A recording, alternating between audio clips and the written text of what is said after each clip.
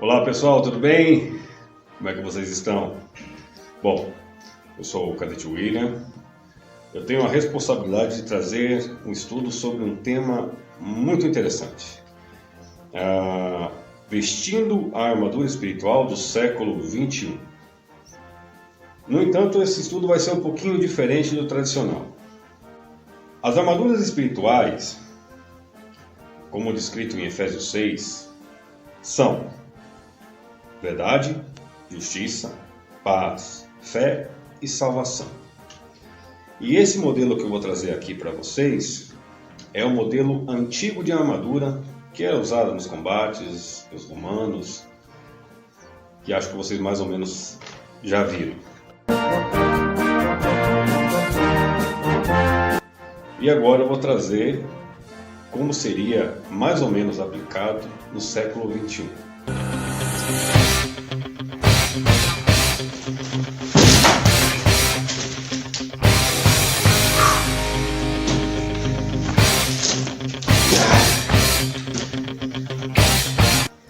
Hoje,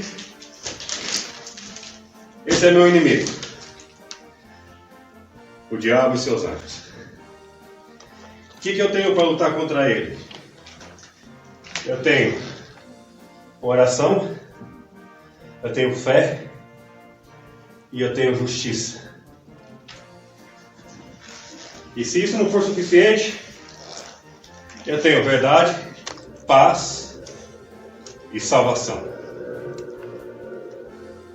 Mas o diabo e seus anjos, eles são sujos. Eles têm artimanhas que nos desencorajam. Às vezes um problema familiar, às vezes uma dificuldade, às vezes uma palavra que você escuta repetidamente daqueles que você admira, mas que te desanima. Talvez seu pai, sua mãe, seus irmãos, seus amigos ou falsos amigos. E eu, vendo essa situação, tendo a palavra de Deus comigo, tendo oração, tendo fé, tendo justiça, tendo verdade, tendo paz e tendo salvação, eu ainda não tenho coragem. E eu sinto que eu não sou capaz de derrubar esse gigante. E eu não sei o que fazer.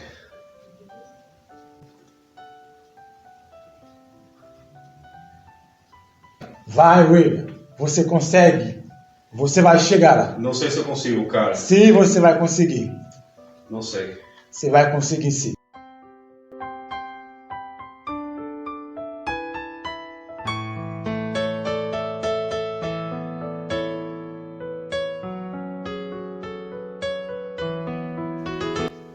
Quando a igreja está unida, quando a igreja se encoraja, quando a igreja te anima, você consegue derrubar o diabo e seus anjos, que são inimigos fortes. E mesmo você sendo fraco, mesmo você sentindo sem forças, se você tiver pessoas que te encorajam, se você tiver a palavra de Deus no teu coração constante, você conseguirá derrubar teu inimigo. Menos um.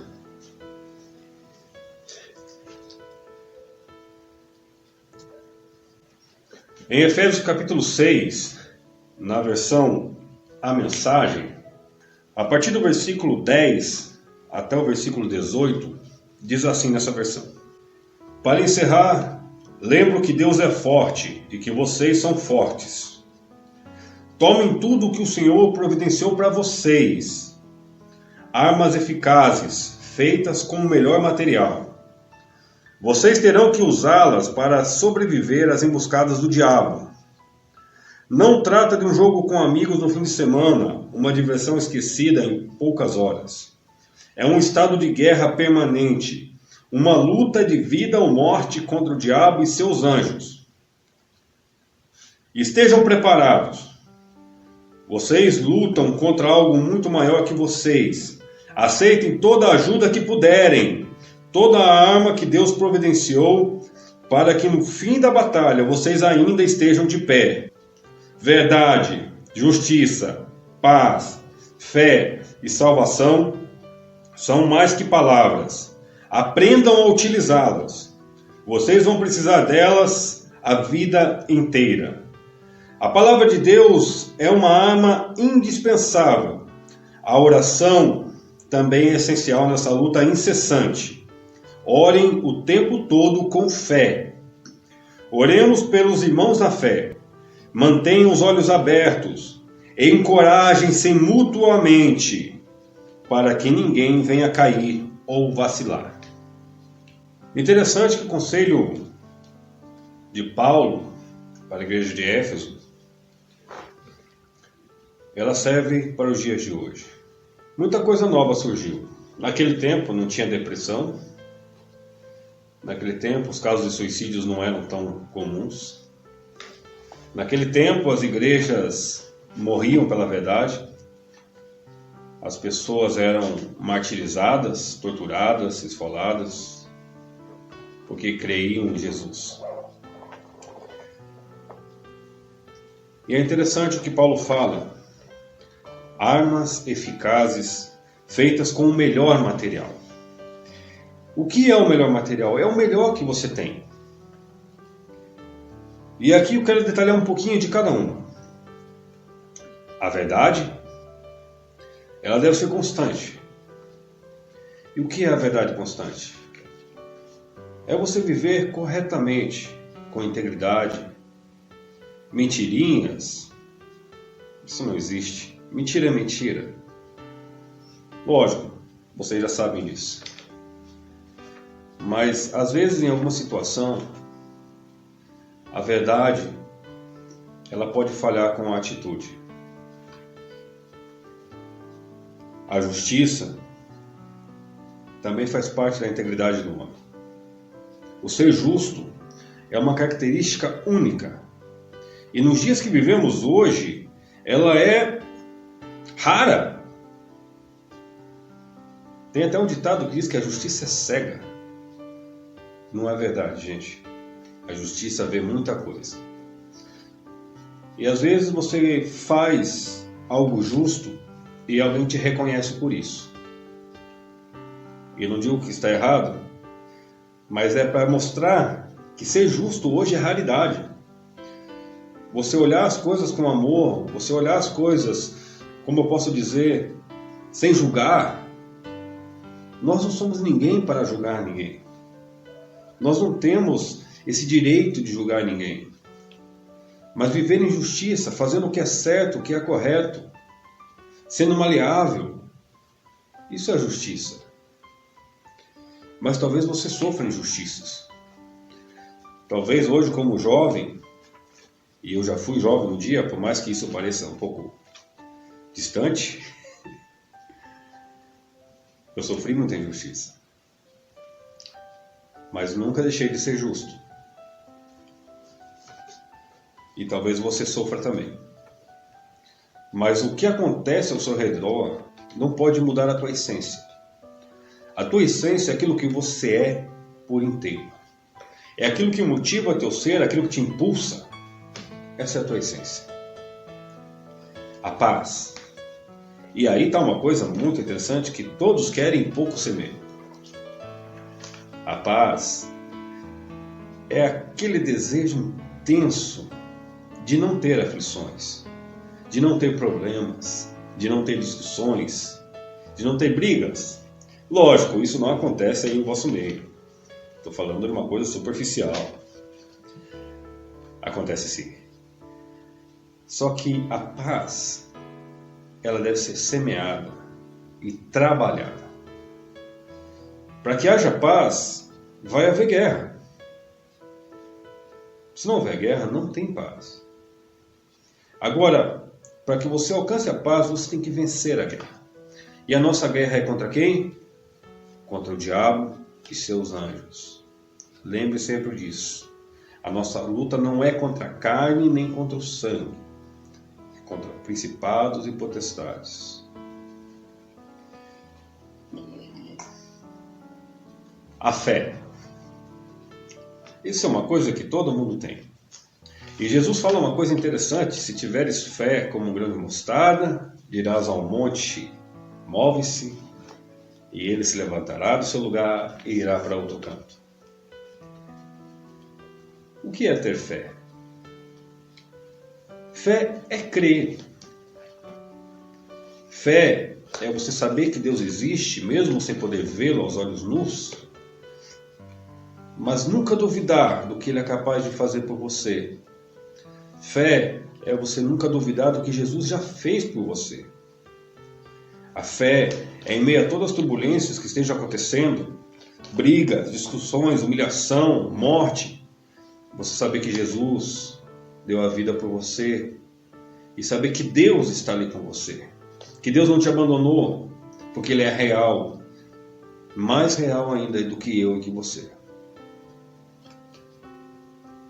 E salvação. Ah, salvação. Nós alcançamos a salvação pela graça. Pela graça fomos salvos pelo sacrifício de Jesus Cristo. Lógico, é fácil dizer que somos salvos, mas crer verdadeiramente que Jesus deu sua vida por você e que você não é merecedor, que eu e você não somos merecedores dessa salvação, que não tem nada que eu e você possa fazer para ser digno de entrar no reino dos céus, mas simplesmente o crer no sacrifício de Jesus e aceitar Ele na tua vida como seu único e suficiente Salvador, isso vai mudar tudo. Isso é salvação. É saber que quando alguém está morrendo, por mais que doa, você pode falar: eu vou orar para que você entre no reino dos céus. Fé, salvação, paz, justiça e verdade. E Paulo afirma na continuação desse versículo que são mais que palavras. Aprendam a utilizá-las. Ou seja, não é algo que flui por fluir. É algo que deve ser trabalhado. É algo que deve ser aprimorado. Eu hoje sou um homem pacífico, mas nem sempre eu fui assim. Hoje eu sou um homem calmo, mas nem sempre eu fui assim. Hoje eu não tenho mais feridas no meu coração, mas nem sempre foi assim. Um dia eu pensei que Deus não existia. Hoje eu sei que Ele existe. Então nem sempre foi assim. Isso deve ser trabalhado. Isso deve ser cada dia mais, com as situações que nós passamos, com as diversidades da vida, ser trabalhado ao ponto que possamos crescer. E essa diferença seja nítida na minha e na tua vida. A palavra de Deus é uma arma indispensável. E onde está a palavra de Deus? Não estou fazendo propaganda não, tá, gente? Eu tenho 19 Bíblias. E a cada vez que eu leio uma versão ou outra, eu sou surpreendido por algo diferente. Como conhecemos a Deus? Através da sua palavra. Como temos intimidade com Ele? Através da sua palavra. Como sabemos que Ele é real ou não? Através da sua palavra. Desde o começo da criação, Deus criou tudo pela palavra. A única coisa que Ele não criou pela palavra e criou com as próprias mãos foi eu e você. Nós fomos criados pelas mãos de Deus. E quando Ele terminou a criação, Ele soprou em nossas narinas e nos deu fôlego de vida. Nós saímos de dentro de Deus. A nossa essência vem de dentro de Deus. Por isso temos que trabalhar a cada dia mais para nos tornarmos mais parecidos com Cristo. E é isso que quer dizer a palavra cristão. Eu e você somos cristãos. Somos imitadores de Cristo. Somos pequenos cristos. Interessante que no finalzinho do versículo, a penúltima frase, Paulo diz assim: a oração também é essencial nessa luta incessante. Orem o tempo todo e com fé. O que é orar? Você já se perguntou isso? Orar nada mais é do que falar com o Senhor, de abrir seu coração em intimidade com Ele. Você não está falando com nada, você está falando com o Papai do Céu. O momento da oração é algo único. O momento da oração é um momento que você está ali pertinho de Deus. Talvez você ore para pedir coisas. Talvez você ore por um milagre. Mas a oração mais gostosa é aquela que você se entrega ao Senhor. É aquela que você abre o seu coração para o Senhor e diz: Senhor, até aqui eu fui, até aqui eu batalhei, mas eu não posso mais. Eu preciso que o Senhor me ajude, eu preciso que o Senhor me anime. Essa é a oração mais gostosa. E sabe qual é a outra oração mais gostosa? É quando você fica em silêncio, naquele cantinho, naquele momento, só escutando o Senhor falar contigo. E para finalizar essa parte, orem pelos irmãos na fé. Mantenham os olhos abertos e encorajem-se mutuamente para que ninguém venha cair ou vacilar. Orem uns pelos outros, meus irmãos. Ore pelo teu oficial, pelo teu pastor. Ore pelo teu irmão do teu lado. Ore pelo teu subordinado. Ore por todos aqueles que estão dentro do teu corpo, da tua igreja. Ore por todos. Peça a Deus na vida deles. Peça para que Deus seja presente, seja real na vida deles, assim como Ele é na tua. E para isso, você tem que ter isso muito claro. Deus é real na tua vida. E encorajem-se mutuamente para que ninguém venha cair ou vacilar. E talvez você se identifique com isso. Talvez você tenha uma peculiaridade. E eu fiz questão de deixar isso por último. Eu fico maravilhado quando eu vejo pessoas se ajudando. Pessoas dando o melhor de si para o próximo. E quando o próximo desanima, esse irmão chega e levanta o ânimo. Eu tenho certeza que teu pastor, teu oficial é assim. Teus amigos têm que ser assim. Teus irmãos têm que ser assim. Devem ser assim. E você deve ser assim. O que estou trazendo aqui é um modelo da igreja perfeita. É um modelo perfeito do que seria uma igreja estruturada pelo caráter de Cristo. Do que seria realmente um cristão. Alguém que viva em paz. Alguém que seja justo. Alguém que tenha amor. Alguém que ore. Que conheça a palavra. Que anime o seu próximo. E que se anime também. Faça a tua parte. Não olhe para o outro. Se você falar: não, cara, o cadete não sabe do que está falando, não. Eu tenho me esforçado e tal, mas meus companheiros não têm me ajudado. Meus colegas aqui não têm me dado força. Meus amigos na escola só fazem chacota de mim. Só querem quando precisam de mim. Não interessa o que eles façam. A essência que tem dentro de você, ela deve ser imutável. O que você é, desde a raiz, o fôlego que você tem, vem do Senhor. Não importa o que os outros façam, você deve ser diferente. Você deve ser um cristão. Deus abençoe vocês em nome de Jesus. E para finalizar, eu quero trazer para vocês 5 perguntas. No entanto, as 2 primeiras que eu vou fazer agora, eu quero que você só responda se você realmente quiser, mas que você reflita nelas. Você é cristão? Lembrando que cristão é imitador ou pequeno Cristo. Certo. Tua resposta positiva, sendo sim, eu lanço a segunda pergunta. Em que se nota que você é cristão? Essas 3 últimas perguntas eu quero que vocês reflitam e respondam com o máximo de sinceridade. Quanto tempo você dedica a ler e aprender da palavra de Deus? Pense bem. Segundo, quais têm sido as lutas que você tem enfrentado? E como você tem reagido a elas? Quais são as ferramentas, as armaduras espirituais que você tem usado para confrontar essas lutas? Terceira, quão agradecido você é por tudo que você tem e por tudo que você é?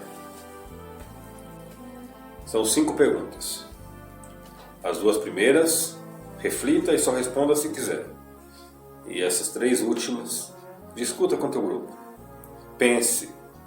Deixe que essas discussões, essas conversas moldem o caráter de Cristo na tua vida. Que Deus te abençoe em nome de Jesus. Amém?